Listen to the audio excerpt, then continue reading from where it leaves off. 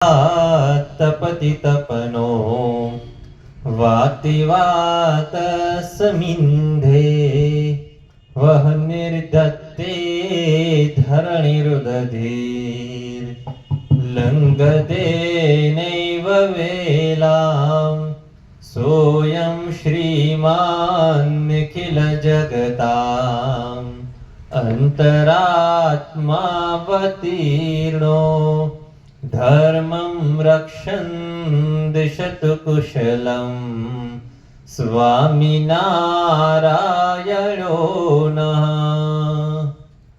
શ્રી સ્વામિનારાયણ ભગવાનની જય. અક્ષર પુરુષોત્તમ મહારાજની જય. ગુણાતીતાનંદ સ્વામી મહારાજની જય. રાધા કૃષ્ણ ભગવાનની જય. સિયાવર રામચંદ્ર ભગવાનની જય. ઉમાપતિ મહાદેવ કી જય. પવન સુત હનુમાન કી જય. પ્રમુખ સ્વામી મહારાજની જય. મહંત સ્વામી મહારાજની જય. સુરત અક્ષરધામ મહોત્સવની જય. આજે આપણે સૌ જીવણ દાદા જે હમણાં તાજેતરમાં ધામમાં પધાર્યા એની પ્રાર્થના સભામાં સૌ એકત્રિત થયા છીએ.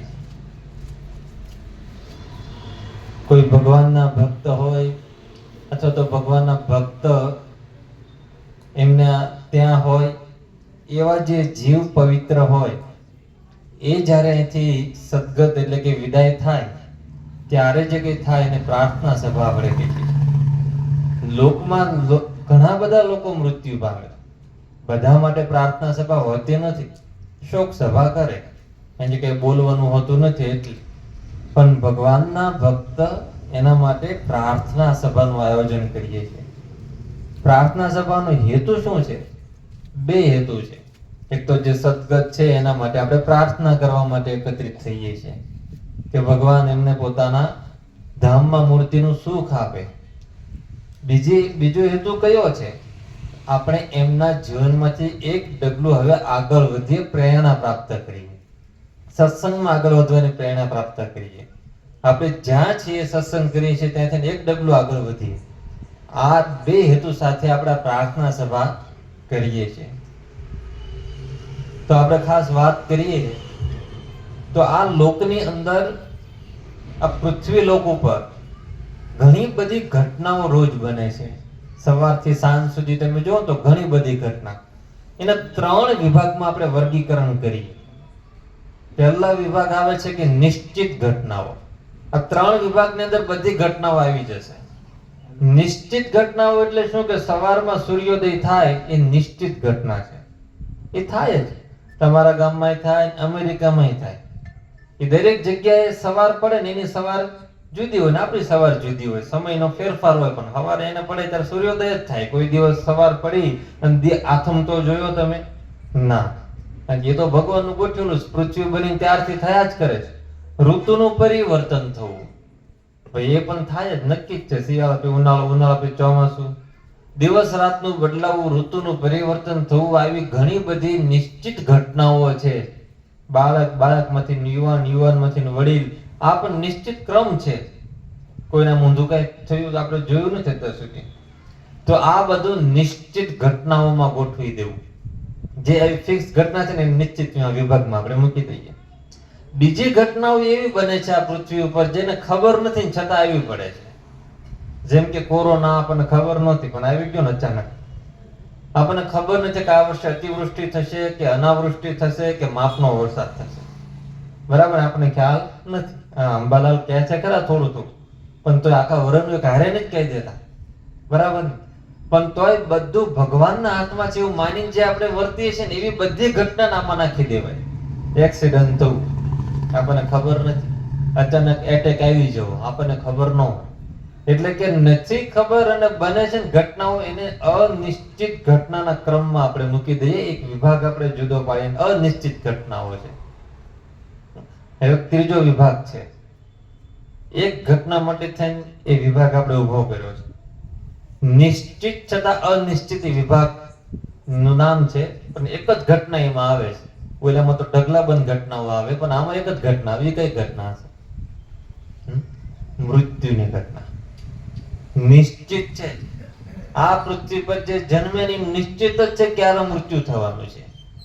ભાગવત ની અંદર એવું લખ્યું છે કેટલા શ્વાસ આપણે લેવાના છે એ પણ ગોઠવાઈ ગયેલું છે અગાઉથી. આટલા શ્વાસ આ જગ્યાએ તમારા પૂરા થવાના છે અને તમે ધામમાં જશો, એવું બધું ભાગવત એવું કહે છે કે શ્વાસમાં આયુષ્ય લખેલું છે. પહેલાના યોગીઓ જંગલની અંદર તપ કરતા હતા ને 1000 વર્ષ જીવતા હતા. આપણે એવું સાંભળ્યું છે. એનું કારણ શું? એનું આયુષ્ય નથી વધારતા, પણ શ્વાસોશ્વાસની પ્રક્રિયાને રોકી દે છે. તમે કલાકમાં 80 શ્વાસ લેતા હોય ને તો એ 20 માં પતાવે. એક લાંબો લે પછી માં છોડે. યોગિક ક્રિયા આ બધી છે, એનાથી લાંબુ જીવતા હતા.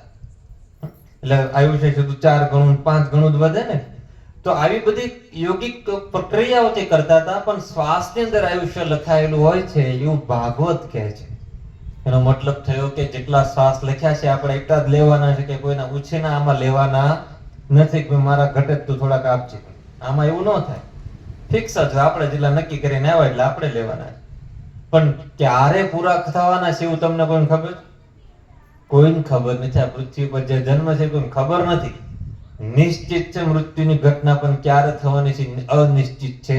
એટલે આ એક વિભાગ આપણે મૂક્યો કે નિશ્ચિત છતાં અનિશ્ચિત ઘટના બનતી હોય એવા એક જ ઘટના મૃત્યુની ઘટના. નિશ્ચિત પણ છતાં અનિશ્ચિત. ક્યારે થઈ જાય કઈ નક્કી ના. એટલું નક્કી છે મેં કીધું ને એમ કે ક્યારે કોના દ્વારા કેવી રીતે એ બધું ગોઠવાઈ ગયું છે. તમને એક સત્ય પ્રસંગ કહું.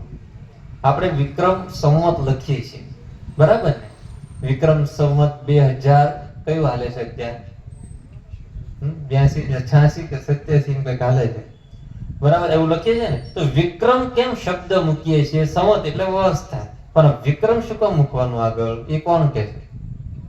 વિક્રમ એના માટે છે કે ભારત વર્ષની અંદર બહુ જ મોટા એક રાજા થઈ ગયા. એનું નામ હતું વિક્રમાદિત્ય, જેના સમયમાં પંચાંગ શોધાયું છે. અને એને પોતે જ એટલું બધું સારું રાજ્ય કર્યું હતું, પ્રજાવત્સલ રાજા હતા, એટલે એના નામે આ સંવત આગળ મૂકવામાં આવ્યું. એટલે વિક્રમ સંવત કહેવાય છે. એ રાજાની એક વાત કરવી. આ વિક્રમ રાજા બહુ જ મોટા રાજા, પણ દીકરો નહીં. એક દીકરો થાય તો રાજાને શાંતિ કે ભાઈ મારું બધું સંભાળશે. એટલે રાજાને વંશની ઈચ્છા હતી.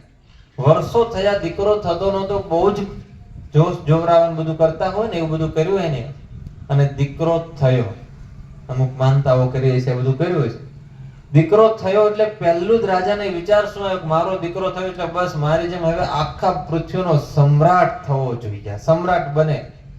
હીરાના માલિક ને એવું મારું કારખાનું સંભાળ, ખેતી વાળાને એવું મારી 100 વીઘા જગ્યા સંભાળ, જમીન સંભાળ. એમ જે વ્યક્તિ જે પ્રમાણે હોય એવો વિચાર એના દીકરા માટે કરે. રાજાને વિચાર આવ્યો કે સમ્રાટ થાય, પણ વિચાર આવે પણ કેવો થવાનો છે એ તો ખબર ના હોય ને. તો પહેલાના સમયમાં રાજ્યની અંદર એક વિદ્વાન રાખતા હતા અને એક જ્યોતિષ પણ રાખતા હતા. એ જ્યોતિષ શું કરે? આ બધું કામ કરે. એમાં એક બધું એનું જોવે, એના બધી રાશિ ને બધું જોવે, અને એના આધારે નામ આપે. આ કે આ ભવિષ્યમાં થવાનો છે. હવે આના રાજ્યની અંદર મિહિર નામના એક જ્યોતિષ હતા.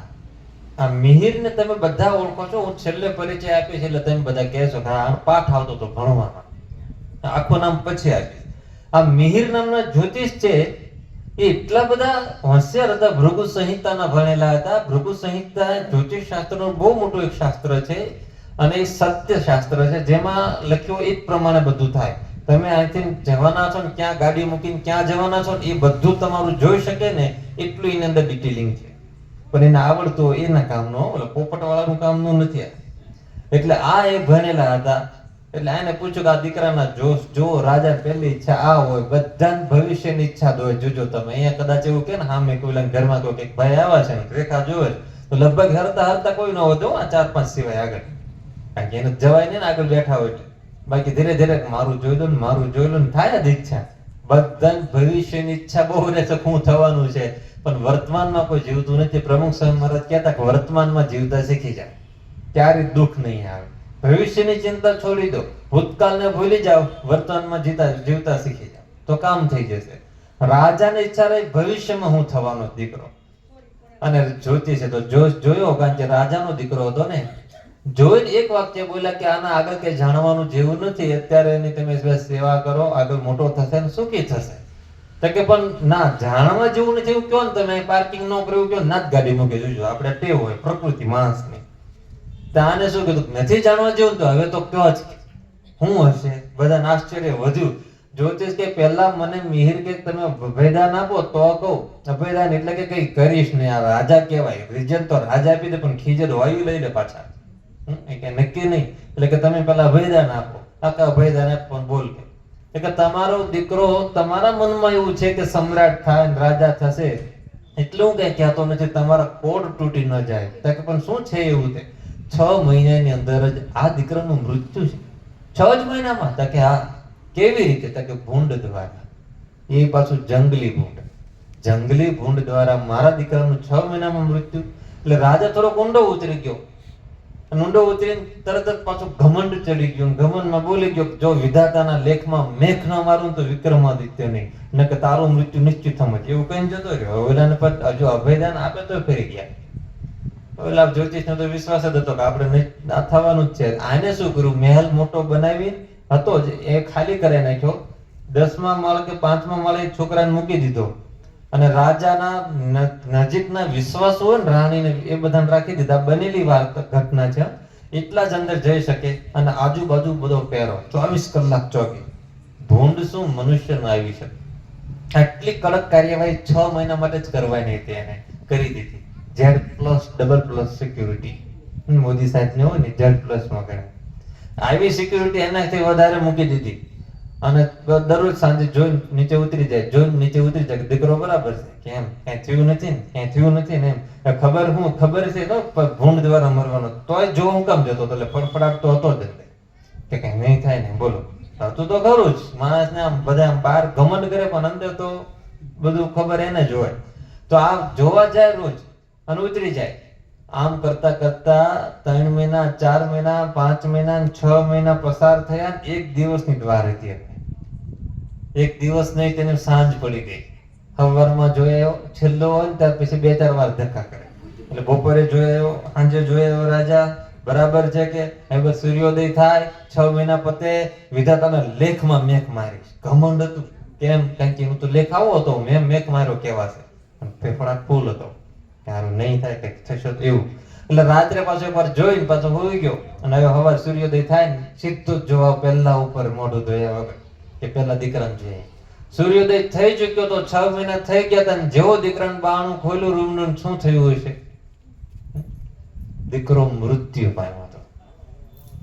તમને બધાને આશ્ચર્ય થતું હશે ખરું, ભૂંડ આવ્યું ક્યાંથી? એ લિફ્ટ દ્વારા ઉપર ગયું કે પછી દાદરા ચડી ગયું? લિફ્ટ દ્વારા ગયું કે દાદરા ચડી ગયું? આપણને એવું થાય, પરંતુ ભૂંડ નથી લિફ્ટ ચડી ગયું કે નથી દાદરા ચડી ગયું, કાંઈ કર્યું નહોતું.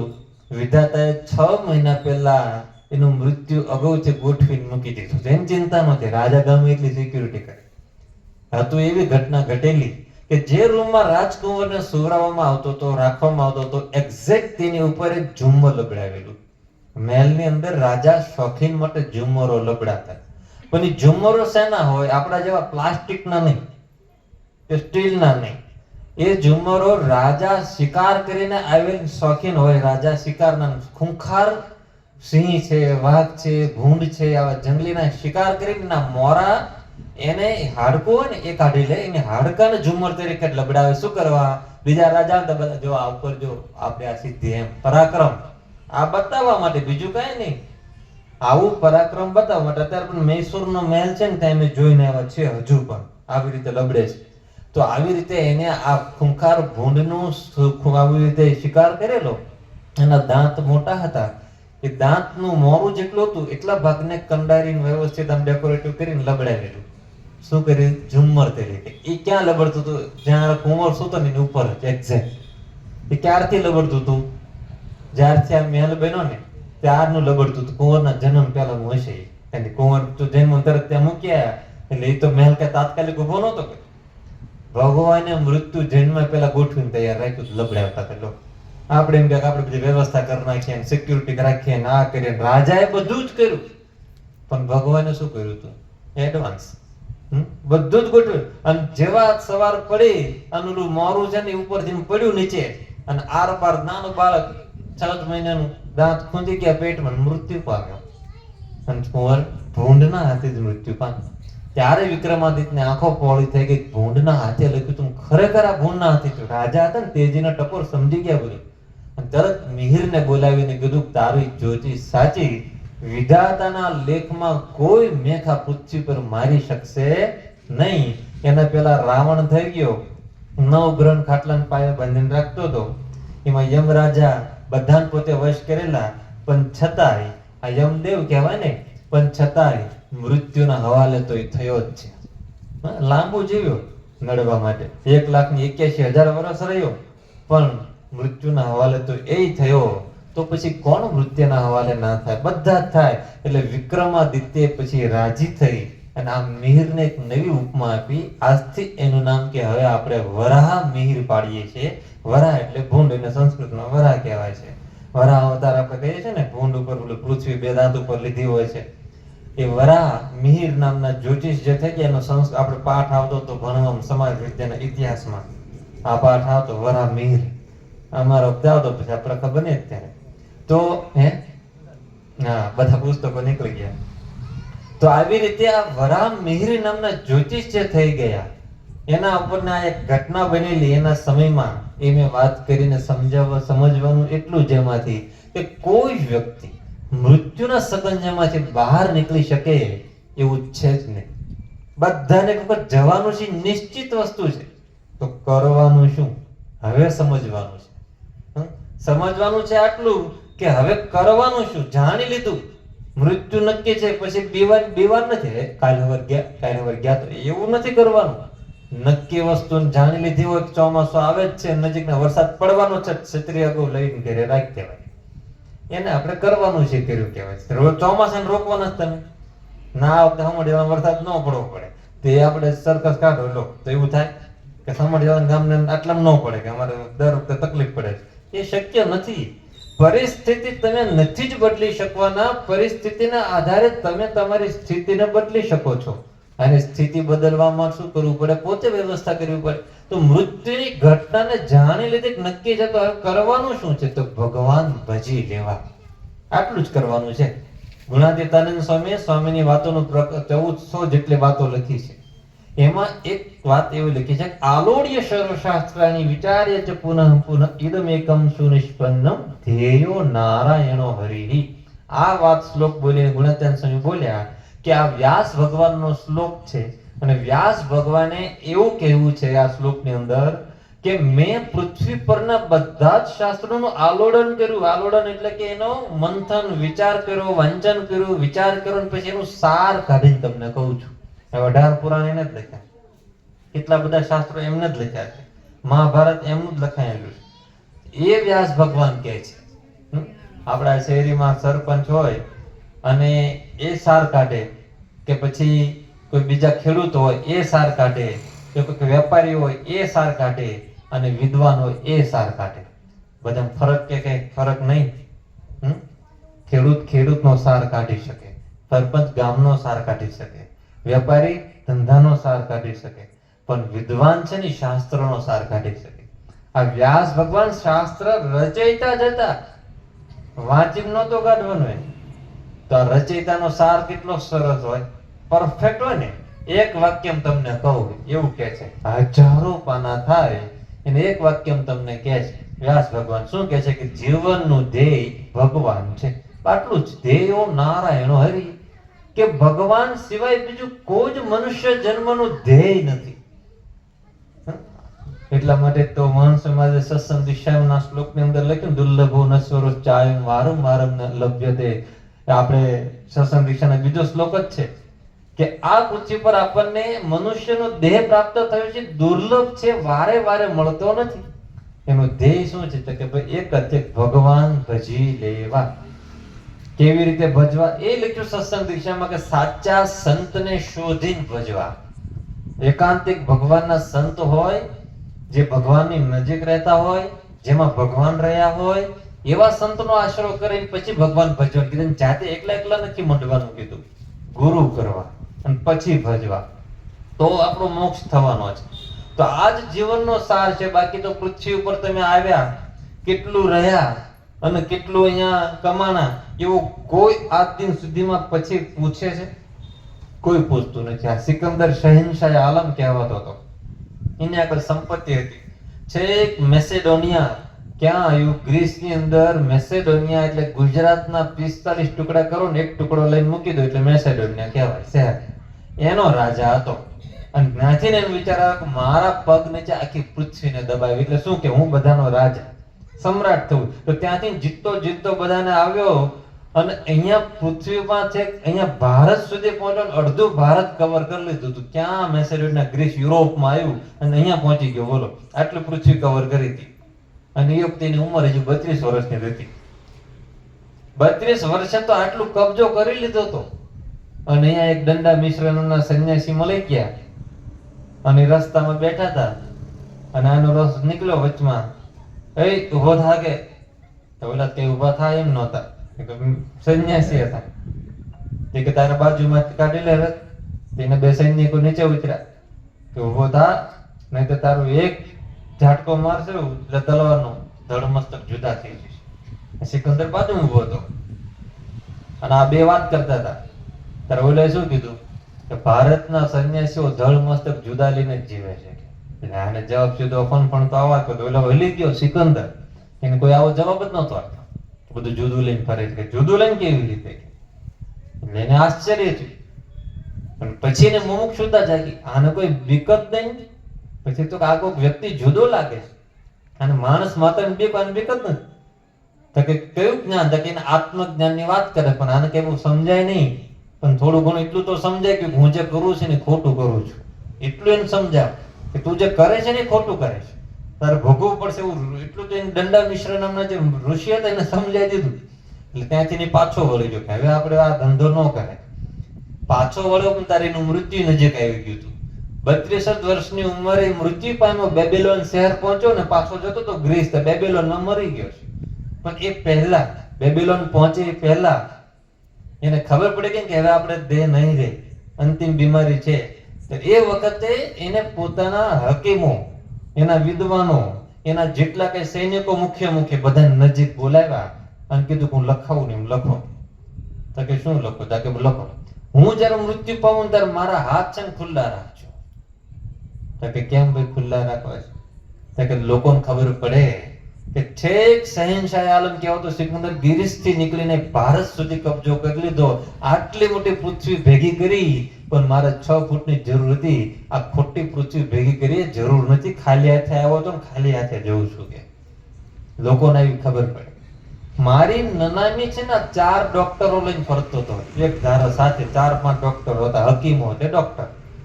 એના દ્વારા મારી નનામી ઉપડાવું છું. કે કેમ? કે લોકોને ખબર પડે કે સિકંદરને આટલા પર્સનલ ડોક્ટર હતા તોય એની આ 6 ફૂટની 5 ફૂટની કાયાને બચાવી શક્યા નથી. તો મૃત્યુ કોઈનું સગું નથી. મારે એ કહેવું છે. લખો કે મારી નનામી એના દ્વારા ઉપડાવ્યા. લખ્યું. અને આ હકીકત બનેલું છો. પાછું વાર્તા નથી કહેતો, સિકંદરનું છે એના ઓલામાં આત્મકથામાં. મારી નનામીમાં ઉપડાવીને જાઓ ત્યારે સ્મશાન યાત્રામાં સૈનિકોને જોડજો અને હથિયાર સાથે જોડજો. કે કેમ કે હથિયાર સાથે તો આમાં તો દુશ્મની નો માર, બરાબર ને? સ્મશાન યાત્રામાં આવ્યો કદાચ દુશ્મન તો એ વખતે હુમલો ન કરે. તો કે તમે આવું કેમ? તો કે સ્મશાન યાત્રામાં સૈનિકોને જોડવા છે હથિયાર સાથે એટલા માટે કે શહેનશાહ આલમ કહેવાતા સિકંદરને આટલા હથિયારધારી સૈનિકો ફરતા હતા છતાંય મારી મૃત્યુથી તો રક્ષા થઈ નથી. આ મારે સમજાવવું છે. લખો કે આવું. અને આવું બધું લખાવે છે અને મૃત્યુ પામે છે. બેબીલોન પહોંચે તો મરી જાય છે. લોકોને ખબર પડી કે આવો સિકંદર, અને છતાંય આવી રીતે જતો રહ્યો. આજની કબર ક્યાં છે ને એ મળતી નથી. ગ્રીસ દેશમાં બેબીલોનમાં મૃત્યુ પામ્યો છે તો ક્યાં એની કબર આપણને ખબર નથી. તો શહેનશાહ આલમ કહેવાતા સિકંદરની કબરો જો જડતી ના હોય તો આપણે ક્યાં સમઢજાળની રાત લઈને બેઠા છીએ? આ શેરીમાં આખી આપણું હાલે. ઘરમાં માન જો પગાર હપ્તો કે શાકભાજીના નો આપો તો તમારે ખબર પડે કેટલું હાલે. તો પછી શા માટે બધું માથા લઈને ફરવું અને આપણે મરવાના જ નથી એવી રીતે જીવન જીવવું? તો પછી કોઈ દિવસ અભિમાન ના કરો. તો કેવી રીતે જીવવું જોઈએ? કોઈ વસ્તુ આપણે સાથે નથી લઈ જવાનું, તો નક્કી જ છે મરવાનું અને નક્કી છે બધું છોડીને જવાનું છે, તો ભગવાન ભજી લેવા જોઈએ. જેટલું કરીએ છીએ ને બધું જ પૃથ્વી ઉપર પડ્યું રહેવાનું. ધીરુભાઈ અંબાણી જ્યારે ધામમાં ગયા ત્યારે 90,000 કરોડ હતા. આજે બે છોકરાએ ભેગા થઈને એમાં ખાસ તો એક વધારે મુકેશ અંબાણી, અત્યારે 10 લાખ કરોડની પ્રોપર્ટી છે એની પાસે. 10 લાખ કરોડો, 1 કરોડ 2 કરોડ 10 લાખ વખત કરોડ. ધીરુભાઈ મૃત્યુ પામ્યા ને ત્યારે 90,000 કરોડ મૂકીને ગયા છો. એક ગેસનો બોટલ હારે લઈને જ ગયા ત્યાં ચા બનાવવા કામમાં લાગે. ના ઉપર પછી ગરમ ગરમ ચા પીવો દેખાતો લેતા જઈએ એવું કર્યું એમને. એક ઢેપુને જ લઈ ગયા. બધું જ અહીંયા મૂકીને ગયા છે. પૃથ્વીનું ધન પૃથ્વીમાં જ રહે, ક્યારેય ભેગું નથી આવવાનું, નક્કી વસ્તુ છે. તો કરવું શું જોઈએ? તો કે ભગવાનનું ભજન છે ને એ જ વસ્તુ એક જ સાથે આવે છે, બાકી કોઈ વસ્તુ સાથે નથી આવતું. આ વાત જો સમજાય જાય તો ભગવાન ભજાય એવું છે. જનક રાજાને આ વાત સમજાઈ ગઈ. ભાગવતની અંદર જનક રાજાનું દ્રષ્ટાંત આવે છે. જનક રાજા કરીને બહુ મોટા રાજા થઈ ગયા. આ જનક રાજા વિદેહી કહેવાતા હતા. વિદેહી કેમ કહેવાતા હતા? કારણ કે આત્મા રૂપે વર્તતા હતા. આ લોકમાં પોતે બંધાતા નહોતા, એટલે કે સંત જેમ વર્તતા હોય એવી રીતે પોતે વર્તતા હતા. માન અપમાનમાં સ્થિર રહી શકતા હતા, એટલે જનકને વિદેહી કહેવાતા. એટલે જય બોલે ને વિદેહી જનક રાજાની જય હો જય હો આવી જય બોલાતી. કારણ કે જનક રાજાની સ્થિતિ એવી હતી. કારણ કે એના ગુરુ એવા હતા. પંચશીક અષ્ટાવક્ર નામના ઋષિ હતા, એના ગુરુ હતા. ગુરુનો આશરો હંમેશા રાખતા. એક વખત જનક રાજા સુતા હતા અને સ્વપ્ન આવ્યું. સપનાની અંદર અચાનક પોતે ભિખારી બની ગયા હતા. અને ભિખારી એટલા ભિખારી પેલું શકોરું લઈને માંગતા હતા, તો એની અંદર પાછું કઈક હાથમાં આવ્યું થોડુંક રોટલી કઈક એવું કઈક, એક જગ્યાએ લઈને ખાવા બેઠા તો બે ખૂટી આવ્યા ઝઘડતા ઝઘડતા. એની ઉપર પડ્યા. એ ઓલું પડ્યું મળ્યું તો એ પડ્યું ગયું. તે ગયું ની પાછળ દોડીને લેવા ગયા ને કૂતરું પકડીને ભાગ્યું કૂતરું રોટલું. આવું જેને સપનું આવ્યું ને ત્યાં વાહે દોડવા ગયા ને ત્યાં જાગી ગયા. જાગ્યા એ ભેગી સ્ટડી પોકારા કે મિથિલા નરેશ રાજા વિદેહી જનકની જય હો આવી જય બોલાની. આને તો કામ છડી પોકારાય છે મારા નામની, અને હમણાં તો કૂતરું મારું રોટલો લઈને ભાગ્યું, હું અહીંયા દોડતો હતો અને આ બાજુ અચાનક આ બધું શું છે શું? એટલે તરત જ એને છે ને છડી વાળી કે તમે પેલા બંધ કરાવો, છડીને બંધ કરાવો, કે અત્યારે મને વાગે છે કે આ છડી કાનમાં. હું ગમે બધાને જય હો થાય, જય હો બંધ કરાવો કે અત્યારે બંધ કરાવીને કે ગુરુને બોલાવો. પેલા કે બ્રશ કરો, ચા પીવો, આપણે એવું કહીએ. કોઈ એવું કહીએ કે રાજા? પેલા પથારીમાં જ બેઠા બેઠા ગુરુને બોલાય અને કીધું કે મને આવું સપનું આવ્યું, એ સપનું સાચું કે હું અત્યારે જોઉં છું એ સાચું? ગુરુએ શું જવાબ આપ્યો હોય છે? આપણા જેવો શું કે હવે એ બધું બરાબર થાય, આપણે નાસ્તો બાસ્તો કરી લઈએ તો સપના ખોટા દેવાય કે આ બધું આવ્યા જ કરે કે એ બધું સાચું ન માનું. પૈસા ગણતા હોય ઘણી વખત સપનામાં પથારી રૂપિયા ઢગલા બને, હવારમાં જાગતા ગોદડા ફેરવતો એમ છે. સપના પૈસા તો રૂપિયા ઘડીક દેખાય, એ બધું સાચું ન હોય કે આપણે એવું કહી દે ને.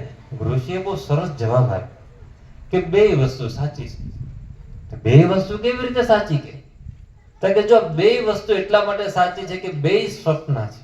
એટલે બે સ્વપ્ન એ પાછો બીજો પ્રશ્ન છે એમ કે બે સ્વપ્ન કેવી રીતે? તો કે પેલું તારી ઊંઘતી આંખનું સપનું હતું એટલે સાચું છે કે તું જાગ્યો ત્યાં સુધી નહોતું. તારી આંખ બંધ થઈ ત્યારે એ સપનું શરૂ થયું, આંખ ખુલી એટલે પૂરું થઈ ગયું, એટલે ત્યાં સુધી સાચું હતું. હવે આ અત્યારે મારી છડી એ તારી આંખ ખુલી છે એટલે તું રાજા છો, બધું બરાબર છે, પણ તારી આંખ બંધ થશે ને, જ્યારે અંતિમ આંખ બંધ થશે ને ત્યારે આ સપનું પૂરું થઈ જશે. રાજા આ સપનું જ છે, તું રાજા છો ને સપનું જ છે. તું ન માન લે તો હું સાચો રાજા છું. સપનું છે કે આ સંસાર આખો સ્વપ્નવત સંસાર, એટલા માટે પુસ્તક લખાવું. સંસાર સ્વપ્નવત છે, તું જાગતી આંખે જોતો સપનું જ છે. આંખ બંધ થશે, અંતિમ આંખ બંધ થશે ત્યારે આ સપનું પૂરું થઈ જશે. વાત સાચી લાગી? વાત સાચી છે. જનક રાજા જાગી ગયા, આંખોથી નહીં અંતરથી જાગી ગયા. આવી રીતે હોય તો પછી રાજકોટમાં બંધાવું જ નથી, અને બંધાયા નહોતા એટલે વિદેહી કહેવાતા. હવે બે પંડિતો ભણીને આવ્યા કાશીથી અને મિથિલામાં પ્રવેશ કર્યો અને જનક રાજાની જય હો ને એવું બધું સાંભળેલું, વિદેહી જનકની જય હો આવું સાંભળ્યું. એટલે બેન પ્રશ્ન થયો કે આ બધા ગામડાના ખબર પડે નહીં એટલે વિદેહી વિદેહી બોલે, પણ વિદેહી શબ્દ તો ઋષિ મહાત્મા આગળ લાગે, આ કેમ આમને લગાડે છે? એટલે કે હું જનક રાજાને આપણે પૂછી વિધેય શબ્દ કેમ તમને લગાડે છે એવું પૂછવા માટે ગયા હો બે જણા. તો રાજા એને જૈન બે જણાએ આવો પ્રશ્ન પૂછ્યો કે તમને વિદેહી કેમ કે છે? જનક રાજાએ તો તરત ઓર્ડર કર્યો. પ્રશ્નનો જવાબ તો એક બાજુ રહ્યો અને સિપાહીઓને બોલાવ્યા. ત્રણ તાળી પડે ને તે સિપાહીઓ હાજર થાય એ બધું ગોઠવેલું સંકેત. તો હાજર થઈ જાય સિપાહીઓ. સિપાહીઓ તો શું કામ? તો કે આ બે જણા તાત્કાલિક અત્યારે જેલમાં પૂરો અને આવતીકાલે સાંજે ફાંસી ચડાવો. તો કે કેમ, શું થયું? ઓલા બે કે સિપાહીનો પ્રશ્ન હતો. ઓલા બેન પ્રશ્ન શું થયું અમારું વાંક? તો કે પ્રશ્ન કેમ પૂછ્યો? એટલે પ્રશ્ન પૂછવામાં આટલી મોટી સજા? આવા કેવા રાજા? એ જે હોય તે અત્યારે જેલ થઈ જાય. આ તો બે જણા એવા મૂંઝાણા કે હારો હજુ ભણીને આવ્યા છે, આપણે બધું બાકી છે અને આ ફાંસી ચડાવી દે છે.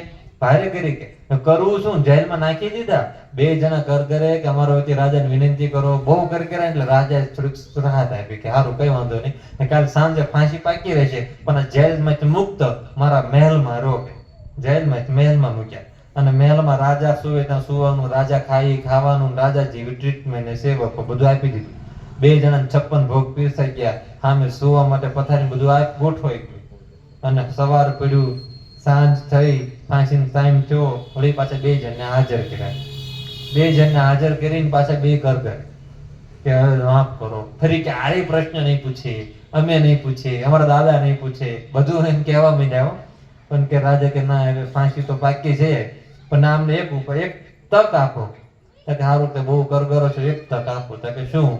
કે તમારે તેલનું પાત્ર લઈ છલોછલ તેલનું પાત્ર આપવામાં આવશે અને આખા નગર ચર્યા કરવા જવાનું છે. નગરમાં ફરીને પાછું અહીં આવવાનું, એક ટીપું પડવું ના જોઈએ. જો નીચે પડ્યું ને તો બે બાજુ તલવાર વાળા હાલતા હશે, ખુલ્લી તલવાર લઈ ધડો ડોકું ઉડાડ નાખશે. ફાંસી કેન્સલ, પણ આ પાકું. પછી હું ફાંસી રહે આ બાજુમાં ઉડાડ નાખે. પછી ઉગરવાનો આટલો ઉપાય છે. બે જણા થોડોક આનંદ થયો કે સારું એક તક તો મળી, પેલું તો પાકું હતું ફાંસી. તો કે માન્ય છે, હાલો શરત. અને એ જ વખતે રાજાએ ઢંઢેરો ટીપાડ્યો આખા નગરમાં કે કાલે મારી સવારી આવવાની છે, તમે બધા શણગારો, ઢોલ નગારા વગાડજો, કીર્તનો ગાજો અને ફૂલથી બધા રંગોળીઓ કરજો. આવું બધું ઢંઢેરો ટીપાઈ ગયું. રાજાની સવારી આવે એટલે બધા સ્વાગત કરે, વધામણા કરે ને, એટલે આ બે ના કરવાના હતા એમ ડિસ્ટર્બ કરવા. હવે રાજાએ આવું કર્યું ને બે જણાને તો લઈને સિપાહીઓ નીકળ્યા ને આખા નગરમાં રાજાની આગાહી જાહેરાત હતી એટલે બધા શણગાર કરી દીધા ને ઢોલ નગારા ને બધા વધાવે ને ફૂલે વધાવે ને બધું કરતા જાય. પણ આ બે નીચે તેલમાંથી ઉપર જોવે તો ને કે તેલ પડે તો ભારે થઈ જાય. બાજુમાં તલવાર વાળા અને આખું નગર ફરીને જેવા પાછા આવ્યા, એક ટીપું પડવા ન દીધું, મૂકીને કૂદવા લાગ્યા. હાશ બચી ગયા. રાજાને કે હવે માફ ને બધું જઈએ ને કે હા માફ, પણ જવાન નહીં. તો કે હજુ શું છે કે ભાઈ છોડો ને કે તમારા પ્રશ્નનો જવાબ આપ. તો કે ના હવે કાંઈ સાંભળવું જ બધું થઈ ગયું કે ના કે સાંભળતા. તો કે શું? તો કે તમારા પ્રશ્નનો જવાબ તમને મેં આપી દીધો પણ તમને ખબર નથી, હવે તમને સમજાવું. તો કે શું? તો કે પહેલું મેં તમને એવી જાહેરાત કરી કે કાલે જેલ પાકી, જેલ તમને જેલમાં મેં નાખવાની વાત કરી. કે હા. પછી મેં એમાં તમને મુક્ત કરીને મહેલમાં મૂક્યા. કે હા, તો મહેલની અંદર તમે મારા પલંગમાં સૂતા છો, હું જમું એવું જેમાં છું વર્ણન કરો તો જેલ જ દેખાણી હતી અને નકરેલા ફાંસીનો માટલો ને દોડું. આના સિવાય તમારા મહેલમાં કઈ છે ને હું મહેલમાં નથી કે આવું બધું કઈ નથી કે આ 56 ભોગ કે હું જેમ એ ખબર નહીં, શું સૂતા એ ખબર નહીં, ઊંઘ કોને આવીશ કે કોઈ વર્ણન ન થાય. કેમ કાંઈ ઓલું દેખાતું તો હું તારું કાલ ફાઇનલ થઈ ગયું છે, કરવું હું આ જ દેખાતું હતું. એટલે ફાંસીનો માચડા સિવાય કઈ ખબર જ નથી. પહેલો પ્રશ્ન જવાબ પત્યો. એટલે પહેલું આ એક જાણ્યું. પછી બીજો પૂછ્યું કે હવે હું તમને બીજો પ્રશ્ન પૂછું. કાલે તમે નગરચર્યા, એટલે હમણાં તમે નગરચર્યા કરીને આવ્યા. તો કે હા, વર્ણન કરો તમારા સ્વાગત કેવા છે અને કેવું હતું. આખા નગરમાં તેલ સિવાય કઈ જોયું જ નથી. એટલે તેલ થોડું પાથર્યું બધે. આટલા સ્વાગત થયા, ઢંઢેરા ટીપાણા, આટલી બધું તમારા વાહ વાહ થઈ, તમને વધામણા થયા, કઈ જ ખબર નથી. તેલ સિવાય કઈ નહીં, કેમ કે તલવાર બાજુમાં જ દેખાતી હતી. એટલે તેલ સામે નજર કે પડવું ના જોઈએ, બચવું હતું ને. અને પછી આ તેલ સિવાય કઈ ખબર નથી એટલે તેલ અહીં મૂક્યું કે હમણાં એટલી જ ખબર છે. પછી રાજાએ જવાબ આપ્યો કે જેમ તમને ફાંસીનો માચડો દેખાતો હતો, જેમ તમને આ તલવાર દેખાશે ને, એમ મને અખંડ કાચા દોરેથી બાંધેલી તલવાર મારા માથે લટકે છે ને એવું મને દેખાય છે. એટલે મને સતત મૃત્યુનું અનુસંધાન રહે છે કે એક દિવસ આ દેહ છોડીને મારે જવાનું છે, નક્કી છે. ક્યારે દેહ પડી જશે એ કાંઈ નક્કી નથી. હાલતા ચાલતા ગમે ત્યારે પડી જવાનું છે, નક્કી છે. એટલે મારે આ રાજપાટ ભોગ વિલાસ એમાં બંધાવું નથી, મન ભગવાનમાં રાખવું છે. એટલે હું ભગવાનને કેન્દ્રમાં રાખી અને સંસાર વ્યવહારને રાજપાટ ચલાવું છું, પણ આ એકેયમાં મારા મનને બંધાવા દેતો નથી. એટલે લોકો મને વિદેહી કહે છે. કે પેલા બે કે આ પહેલા કહી દીધું હોત તો કે તમને બી ખબર ન પડે, કારણ કે તમે ભણેલા હતા એટલે તમને પ્રેક્ટિકલ બતાવવું પડ્યું. ભણેલાને થોડું પ્રેક્ટિકલ કરવું. રાજાએ પ્રેક્ટિકલ જવાબ આપ્યો કે જો મૃત્યુનું અનુસંધાન શ્રીજી મહારાજે અંત્યના 30ના વચનામૃતમાં લખ્યું કે 5 વાર્તાનું અમને અનુસંધાન રહે છે, એમાં એક વાર્તા એટલે મૃત્યુ. અખંડ અનુસંધાન છે કે આ દેહ ક્યારે પડી જશે કાંઈ નક્કી નથી, માટે ભગવાન ભજી લેવા. તો ભગવાન ભજવાની નિશ્ચિત છે. મનુષ્ય દેહની દુર્લભ છે, ક્યારે પડે કઈ નક્કી નથી. માંડ હાથમાં આવ્યો છે તો ભજી લેવા. તો સાચા સંતનો આશરો તો મહંત સ્વામી મહારાજ આપણને ગુરુ મળ્યા છે, અત્યારે બાજુ બિરાજમાન છે. સાચા સંત એટલે કે ભગવાનના એકાંતિક. ભાગવતમાં ગુણો લખ્યા છે, નિષ્કામ, નિર્લોભ, નિસ્નેહ, નિસ્વાર્થ, નિર્માણ. આવા સંત એમનામાં ગુણો દેખાય છે. આવા આ દરેક ગુણોનું વર્ણન કરવા બેસે સવાર પડે એટલા ગુણો એમનામાં દેખાય. એક વખત ગોંડલ ફોટો પાડવાનો હતો તો બાપા નીચું જોઈને બેહી રહે. બાપા કે પણ ઊંચું જોવો ફોટો હરખો આવે, તો ઊંચું જોયો જ નહીં. એટલે ફોટોગ્રાફરે બાપાની જગ્યાએ જઈને જોયું હું કેમ ઊંચું નથી. તાર ખબર પડે સામે મહિલાઓ છે, ઊંચું જોયું મહિલા દેખાતા હતા, દૂર થોડા ઉભા છે, પણ તોય બાપાની પ્રશ્ન હતો. તો બાપા કે પેલા મહિલાને દૂર કર્યા ને ત્યારે ફોટો હરખો પાડ્યો. આવો નિષ્કામ ધર્મ પાળતા હોય એના ભગવાન રહે કે ના રહે? ત્યારે ભગવાન રહે છે. બધી પ્રકારની છૂટ લઈને ફરે તો પછી ભગવું પહેરો કે આ પહેરો, બધું કઈ ફેરક નથી. યુનિફોર્મ જ સમજવાનો તો પછી જુદો. પણ ભગવું એટલે કે પહેલા તો સ્ત્રી અને ધનનો ત્યાગ, પૈસા ન અડવા નથી. તો ખાતું શેનું હોય? ખાતું જ ના એને કાંઈ જ ના બેંકમાં અકાઉન્ટ હોય. નિર્લોભ, નિસ્વાદ, કોઈ ખાવામાં સ્વાદ નહીં. પત્તરમાં જમવાનું હોય. સંતો બધા પત્તરમાં હોય છે ને જમવાનું. તમારે જમવા લગે બધું આપણે રાખવાનું નથી હોતું, પત્તરમાં લઈ લેવાનું જે લેવું હોય. તો પત્તરમાં જમવાનું. નિર્માણ, કોઈ માન નથી રાખવાનું. આટલી મોટી બાપાને આમ સત્પુરુષ કેવા મોટા કહેવાય ને, તો બાપા કે મને ગુરુ છે ને એવું મને મનાતું જ નથી. અને બીજાને ગુરુ છે એ ભૂલવાડવું પડે ક્યારેક કે ભાઈ હવે ક્યારેક માનો હવે તમે ઘરે આવી ગયા કે હા તો બરાબર કે એને હું રોલ બદલાય જ નહીં ગુરુનો પાછો. તો આવું થતું હોય છે. આમને મને ગુરુ છે મનાતું નથી કે અખંડ દાસ પણ કોઈ પ્રકારનું માન નથી એમને, કોઈ પ્રકારનો સ્નેહ નથી જોવા મળતો. કે મારે એનું ઘરનું નામ નથી લેવાનું, પોતાના ગામમાં જવાનું નથી, જાળવા નથી જોવાનું, આવું નિસ્નેહી વર્તમાન. ત્યારે એમાં સાક્ષાત ભગવાન રહે છે. અને એવા સંતને ગીતામાં લખ્યું કૃષ્ણ ભગવાને 10મા અધ્યાયમાં કે આ મારી વિભૂતિ છે. એવા સંતનો આશરો કરશો તો મારો જ આશરો કર્યા બરાબર છે. તો તમે ખરેખરી ભક્તિ જો કરવી હોય તો આવા સંતનો શરણો લઈ અને પછી ભક્તિ કરવી. તો ગમે ભક્તિ કરે, રામમાં માનો, કૃષ્ણ માનો, માતાજી માનો, ગમે તેમાં માનો, પણ ગુરુ તરીકે કોઈને સ્વીકાર્યા પછી કરવી તો સાચા ગુરુ. પણ બાજુમાં છે મહંત સ્વામી મહારાજ સાચા પુરુષ છે એવું માનીને એકવાર દર્શન તો કરી જવા. કેટલા બાકી છે આમાં? ઘણા બાકી છે. આ બાજુ ને કાલે છેલ્લી પૂજા છે. 84 દિવસનું રોકાણ પૂરું થયું બાપાનું. હવે જવાની તૈયારી થઈ. 23 તારીખે છે કાલે છેલ્લા દર્શન થવાના પૂજાના, અને હાજે સભાના દર્શન છે. તો બે લાભ લઈ લે. આવા સંતના દર્શન થાય તો આપણું કામ થઈ જાય, મોક્ષનું કામ થઈ જાય. એક દર્શનથી થઈ જાય, ખરાબ ભાવથી થાય તો આવી રીતે જો દર્શન કરશું, મોટા પુરુષને સાચા સંત જાણીને કરશું તો આપણું ખરેખરું કામ થઈ જશે. તો આજે મહારાજને ખાસ આપણે પ્રાર્થના કરીએ કે જીવણભાઈ એમના નિમિત્તે આપણે આ પ્રાર્થના સભા છે. તો જીવણભાઈને મહારાજ સ્વામી પોતાની મૂર્તિનું અખંડ સુખ આપે અને આપણે બધા પણ ભગવાનની ભક્તિના માર્ગે કંઈક આગળ વધી શકીએ, આપણું પણ જન્મારો સુધારી શકીએ. એ જ આજના દિવસે મહારાજ સ્વામીના ચરણોમાં પ્રાર્થના. શ્રી સ્વામિનારાયણ ભગવાનની જય. હવે આપણે